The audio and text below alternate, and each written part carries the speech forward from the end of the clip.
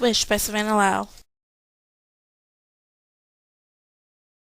Kai grabbed his basketball from the floor of his closet and made his way to the new hoop in the driveway. He dribbled a little to loosen up, then he took his first shot. The ball bounced off the rim and into the bushes. Whatever, he thought, I'm still warming up. He circled the driveway and charged the hoop. Drat. Kai took a quick look up and down the street to make sure no kids were watching him miss easy shots. He bounced the ball 3 times and focused on the hoop, set his feet and shot. The ball arced through the air and swished in silence. There was no bounce after the ball passed through the hoop. There was no ball. It was gone.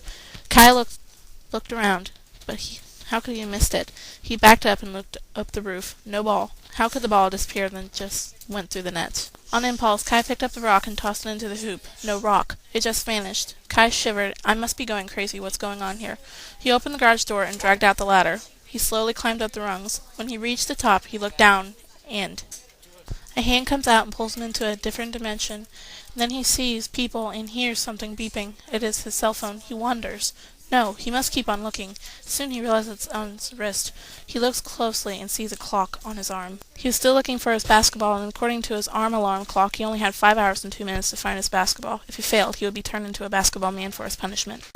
Tick-tock, tick-tock, the minutes passing. Kai raced around trying to find his basketball. No one has seen it. He ran to the other dimension. Here, he found a helpful man who had seen his basketball. Kai was told that it was in a temple. He was given a map and a key by the man that helped him find the temple. Kai looked around and looked down at his alarm clock and saw that he only had 2 hours and 9 minutes left.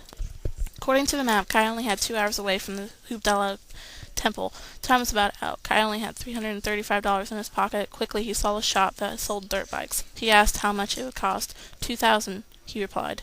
He bought the bike and raced to the temple to get to the basketball. Wow, a minute and 30 seconds left to spare. He raced back to the basketball court. He dropped the token into the machine that transported him back home.